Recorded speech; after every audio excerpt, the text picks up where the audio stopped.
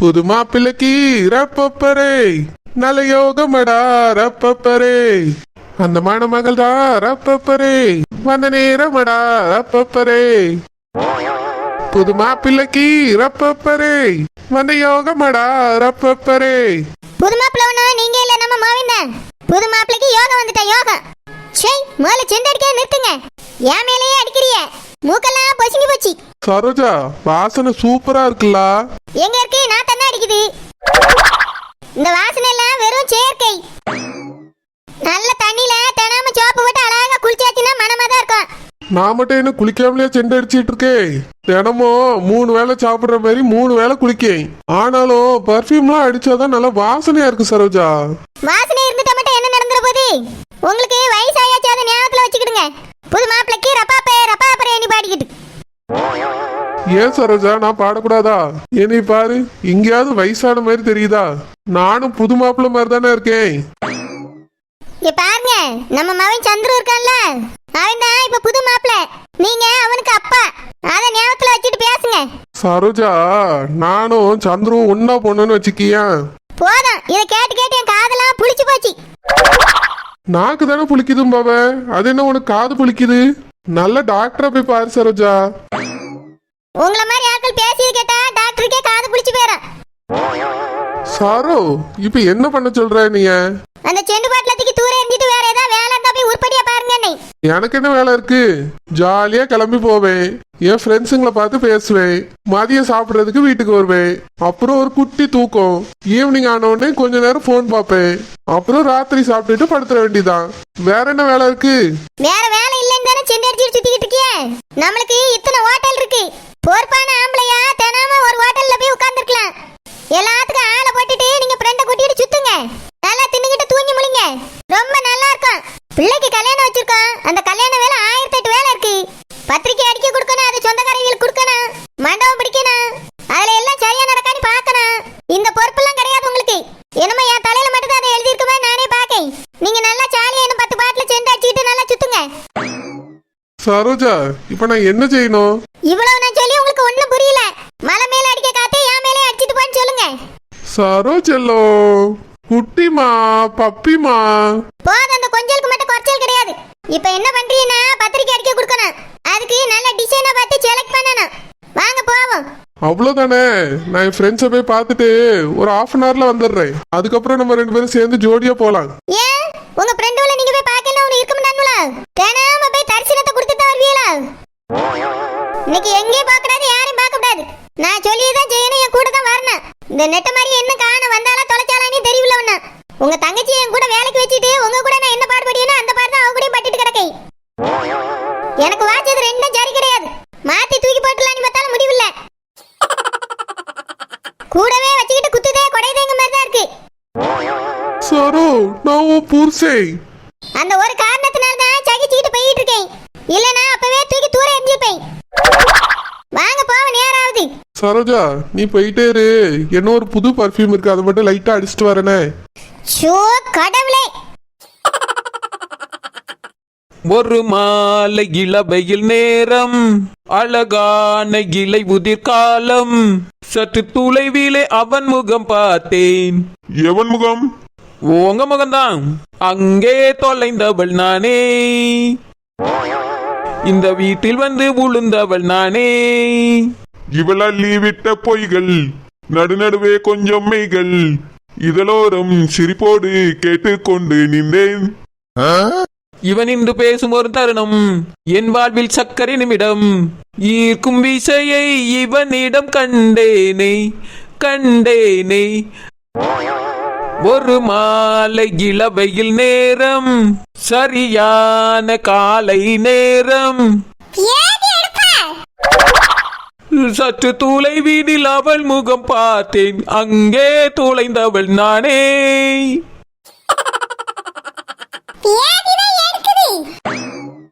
பியாதி எடுத்தா பாத்ரூம்ல போய் உட்கார வேண்டியதானே தேய். ஏமா அப்படின்னா ஆஸ்பத்திரி கூட்டிட்டு போட்டுமா?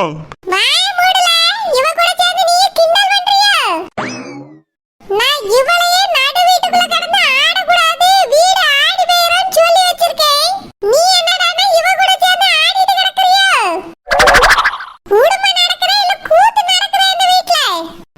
ஏம்மா அது ஒண்ணும் இல்லம்மா, சும்மாதான் 2 பேரும் பாடணும். ரொம்ப அவசியம். இவ கூட சேர்ந்தா யாரும் உருப்பிட்டுக்கவே முடியாது. ஏத்தேய் நாங்க ஆடின மட்டும் தான் வீடு ஆடிருமா? வயசான ஜோடி எல்லாம் பாடுது ஆடுது கும்மி அடிக்குது, இதெல்லாம் வீடு ஆடாதா ஓடாதா? கோமரி யார சொல்லியா? நீ யார சொல்லியான்னு கேட்டேன். அது இந்த வீட்டுல இன்னொரு ஜோடி இருக்குல்ல தேய். என்னது என்னோட ஜோடியா? ஆனந்தி ஓ பொண்டாட்டி என்னைய சாடுபடியா பாத்துக்க. நானும் உங்க அப்பாரும் வயசான காலத்துல இருக்கோம். நடக்க முடியாம நிக்க முடியாம ஏதாவது குடுகுடுன்னு ஆடிக்கிட்டு வந்திருப்போம். அத பார்த்துட்டு எப்படி கிண்டல் அடிக்க பாரு. ஐயோ இத கேட்டா எனக்கே நடுக்கம் கொடுக்குதே. ஏத்தேய் உங்களுக்கு எனக்கு நடுக்கம் வந்துச்சு. எத்தனையோ நாள் இந்த வீட்டுக்குள்ள டூயட் பாடி சத்தம் கேட்டுக்க நான் கேட்டிருக்கேனே, அதெல்லாம் உளர எலும்பியலோ. இருக்கலாம், உடம்பு சரியில்லாம கிடந்து வளர்த்திருப்பான். என்ன கதை விடுறியோ? இல்ல கனவு கண்டுட்டு வந்தியா? தேவையில்லாத பேச்செல்லாம் பேசிக்கிட்டு இதுக்கு மேல இந்த வீட்ல இப்படி கூத்தடிக்கிறத பார்த்தேன். பார்த்துக்கிட்டு சும்மா இருக்கமான்னு சொல்லிவிட்டேன். ஆனந்தி நீ வேலைக்கு கிளம்பு போ. சரிம்மா போயிட்டு வரேன். என்ன குமரி முழிச்சுக்கிட்டே நிக்கிறியேன்னு? நீ வேலைக்கு போக வேண்டாமா? போனும் தேய். ஒழுங்கா அக்கா சொன்னதெல்லாம் மனசுல ஞாபகத்துல இருக்கட்டும். சரி தேய், எத்தனை வயசானாலும் ஞாபகம் வச்சுக்கிடுவேன். என்னது? அது வயசான காலத்துல மாமியார் நாய் மாதிரி குலைச்சாலும் அத பேய் மாதிரி பார்க்காம தாய் மாதிரி மதிச்சு நடக்கணும்னு எங்க அக்கா சொல்லியிருக்கா தேய். அதை எப்பவுமே மறக்க மாட்டேன் தேய். பேதி எடுப்பா, வா அக்கா சொன்னதையே நான் சொன்னேன். சாரதா அம்மையே சொன்னேன். ஓஹோ உங்க அக்காவா? நான் கூட எங்க அக்கா நீ கன்ஃபியூஸ் ஆயிட்டு தேய். வா அக்கா காரி வாங்கிட்ட நாயி பேயி தாயினா சொல்லி தந்தா. தாய் மாதிரி பாத்துக்கன்னு சொல்லி தந்தா தேய். தாய் மாதிரி தானே நீ தானே நல்லா பாத்துருவா. இங்க பாரு குமரி, நீ அங்க வேலைக்கு போறது எனக்கு முக்கியம் கிடையாது. அக்கா சொன்ன மாதிரி அந்த கல்யாணத்தை நிறுத்திட்டு இந்த கல்யாணத்தை நடத்தி வைக்கணும்னு சொல்லிவிட்டேன். அக்கா மக வாழ்க்கை முக்கியம்னு ஏதாவது ஏடாகுடம் செஞ்சா அதுக்கு வரவு நீ இந்த வீட்ல இருக்க முடியாது. உங்க அக்கா வீட்ல தான் போய் இருக்கணும் ஞாபகத்துல வச்சுக்க. எல்லாம் ஞாபகத்துல தான் இருக்கு தேய், நான் எதையும் மறக்கல. வேலைக்கு போயிட்டு வரேன் யாராவது. போ, வேலை பார்க்கிறது முக்கியம் இல்ல. அக்கா சொன்ன வேலையை செய், அதான் முக்கியம். வேலையை செய்ய சம்பளம் மட்டும் கேட்காதுங்க, வேலை முக்கியம் இல்லல்ல. ஏடி எடுப்பா, எப்படி பேசிட்டு போறா பாரு. அக்கா நேத்து ரொம்ப வருத்தப்பட்டுட்டாவே. என் பேரன் பேத்தி ரெண்டும் ஒண்ணா சேர்ந்து வாழணும்னு ஆசைப்பட்டேன். ஆனா தனித்தனியா அப்படி நிச்சயம் முடிஞ்சிட்டேன்னு ரொம்ப வருத்தப்பட்டுட்டு இருந்தாவே. இவளுக்கு எல்லாம் விளையாட்டா இருக்கு. இந்த கல்யாணத்தை மட்டும் நிறுத்தாம இவ ஏதாவது ஏடா கூட பண்ணட்டும். அதனால அடிச்சு அவங்க அக்கா வீட்டுக்கு போன்னு பத்தி விட்டுரு.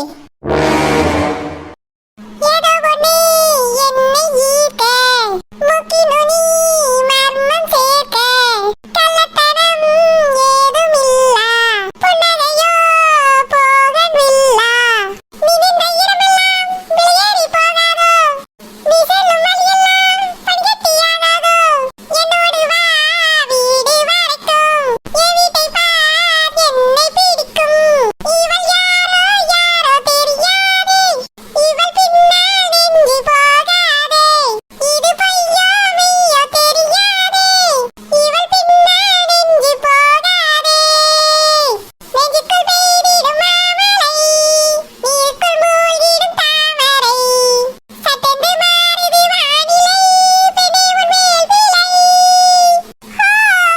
அஸ்வின், ஏண்டா நான் வந்தாலே உனக்கு டிஸ்டர்பன்ஸா இருக்கா?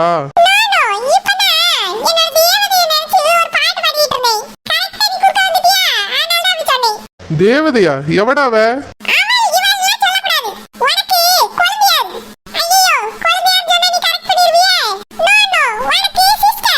சிஸ்டரா? எனக்கு சிஸ்டரே கிடையாதுடா. ஓஹோ நீ அப்படி சொல்றியா? ஆமா இப்ப யார கட்டிக்க போறீங்க? போன வாரம் வரைக்கும் ஐஸ்வர்யா ஐஸ்வர்யான்னு சொல்லிட்டு இருந்த, இந்த வாரம் யாரு? தமனாவா? அப்புறம் நயன்தாராவா? வேற யாரா? இப்போ புதுசா ஒரு நடிகை வந்திருக்கு, வேற யாரு? சொல்லி தொலை. சி அவளா? இதெல்லாம் உனக்கு தேவையாடா?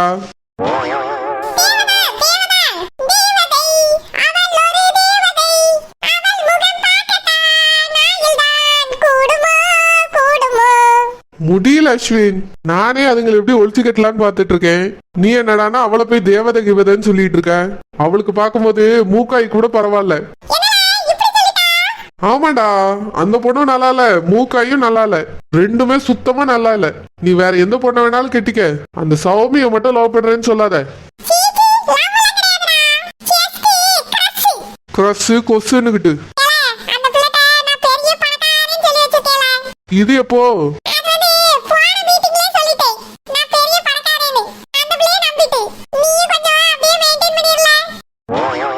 பண்றேன், பண்ணி தொலைக்கிறேன். எல்லாம் தலை எழுத்து.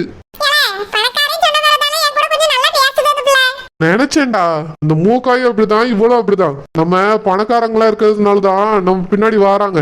இதுவே நாங்க முன்னாடி இருந்த மாதிரி இருந்திருந்தா இவங்களாம் எங்களை திரும்பி பார்த்திருப்பாங்க, கண்டுக்க கூட மாட்டாங்க. எங்க கிட்ட இவ்வளவு பணம் இருக்கு, சொத்து இருக்கு, வசதி இருக்குங்கிறதுனாலதான் இவங்களாம் எங்களை எட்டி கூட பாக்குறாங்க. இந்த மூக்காயும் என்னை கட்டிக்கணும்னு ஒத்த காலில் நிக்குது.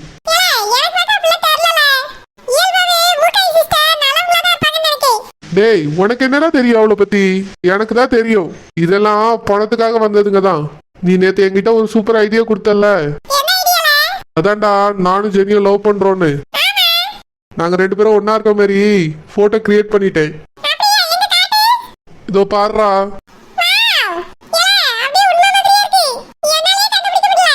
இத அந்த மாப்பிள்ளை வீட்டுக்கும் மூக்காய் வீட்டுக்கும் அனுப்புனா எப்படி இருக்கும்?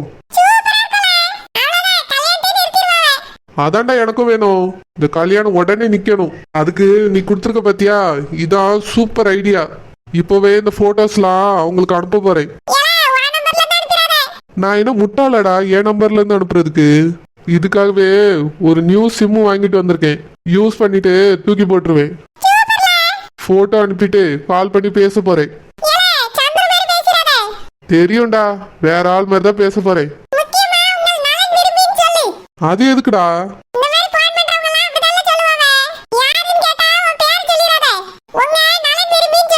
நான் ஏன்டா அவங்க நலனை விரும்பணும்?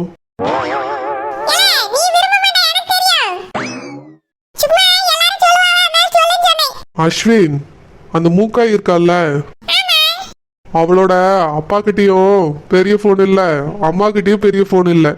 ரெண்டு பேருமே இன்னும் பட்டன் போன் தாண்டா யூஸ் பண்றாங்க. அதனால இந்த போட்டோவை எந்த நம்பருக்கு அனுப்புறதுன்னு தெரியலடா. டேய், உனக்கு தெரியாதோ? இப்ப என்ன பண்றதுன்னே தெரியல அஸ்வின். அந்த மாப்பிள்ளையோட அம்மா நம்பரை நான் வாங்கிட்டேன். அவங்களுக்கு தான் போட்டோ அனுப்பிட்டு போன் பண்ணி சொல்ல போறேன். இல்ல வேண்டாம்.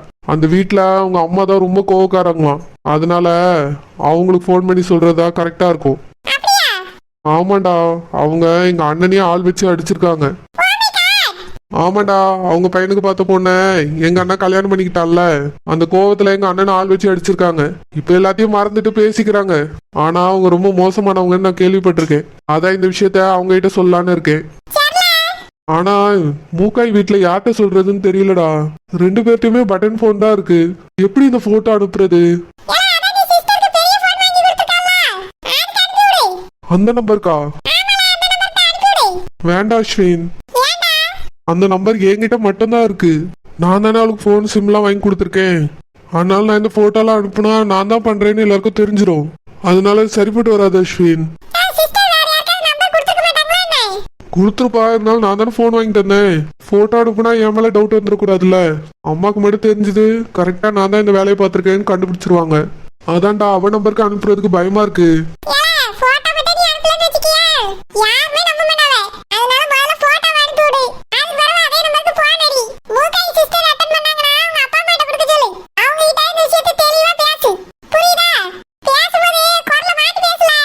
அஸ்வின், நீ பேசுறியா? ஆமாண்டா, அந்த மாப்பிள்ளை பையனோட அம்மா கிட்ட நான் பேசிடுவேன். ஆனா மூக்காய் வீட்டுல பேசுறதுக்கு தான் கொஞ்சம் பயமா இருக்கு. அவங்க வீட்டுல எல்லாருக்கும் என்னோட வாய்ஸ் தெரியும். சப்போஸ் கண்டுபிடிச்சிட்டாங்கன்னா, இருந்தாலும் கண்டுபிடிச்சிட்டாங்கன்னா நான் என்னடா பண்றது? அதான் நீ பேசுறியான்னு கேட்டேன். சரிடா, நானே பேசுறேன். இதோ இப்பதான், இப்பவே ரெண்டு பேருக்கும் போட்டோ அனுப்பிட்டு உடனே கால் பண்ணி பேசுறேன் பாரு.